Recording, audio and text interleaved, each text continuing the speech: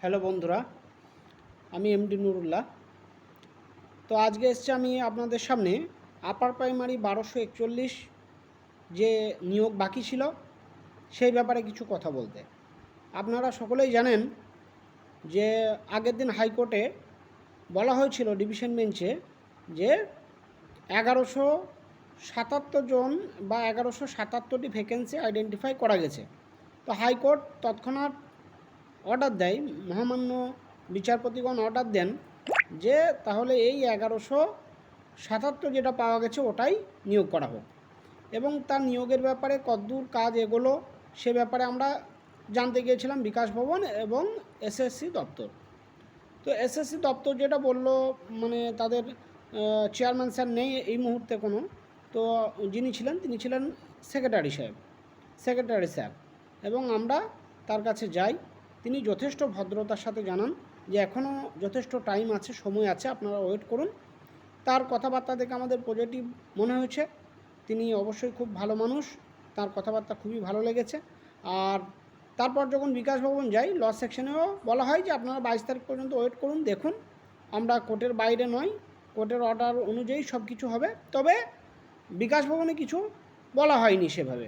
ল সেকশনে যিনি ছিলেন ওনার কাছে আমরা গিয়েছিলাম, উনি সেভাবে কিছু বলতে চাননি। আর এসএসসি অফিসে সেক্রেটারির কাছে আরও সেক্রেটারি স্যার যিনি ছিলেন ওনার কাছে আরও কিছু তথ্য আমাদের তরফ থেকে রাসেলবাবু জানতে চান, যেমন ওবিসি বিষয়ে, তারপর যদি কেউ অসুস্থ থাকেন সেই সব বিষয়ে। তো ওই ব্যাপারগুলা রাসেলবাবু তার ভিডিওতে অবশ্যই ভালোভাবে তুলে ধরেছেন। তো যদি কেউ অসুস্থ থাকে, তো যা বোঝা গেল যে আগেকার মতো সে একইভাবে অসুস্থ ব্যক্তির হয়ে কেউ যেতে পারেন, সে ব্যাপারে ওনারা পরবর্তীতে যাই হোক কিছু একটা নির্দেশনা দেবেন, এটাও তিনি বলেছেন। হ্যাঁ, তাছাড়া ওবিসি ব্যাপারে যেটা বললেন যে এখন যে ওবিসি নিয়মগুলো বার হচ্ছে আমাদের নিয়োগের সাথে হয়তো সেটা কোনো সম্পর্ক থাকবে না, যেহেতু আমাদেরটা অনেক আগেকার নিয়োগ। এই নিয়োগ প্রক্রিয়া এটা একটা অনগোয়িং প্রক্রিয়া, তাই এটার উপর প্রভাব না পড়ার সম্ভাবনা, এটাও তিনি বলেছেন। তো যাই হোক, মেন কথা আপাতত 1241 মধ্যে 1177 যে ভ্যাকেন্সি মানে আর কি আইডেন্টিফাই করা হয়েছে, তো সেটা বিকাশ ভবনে আছে, তার ফাইল হয়তো মুভ হচ্ছে, কিন্তু এখনও পর্যন্ত এসএসসি অফিসে পৌঁছায়নি। স্যার বলেছেন যে আমার কাছে পৌঁছালেই আমরা তারপর নোটিশ দিয়ে দেবো, এখনও পর্যন্ত এসে পৌঁছায়নি।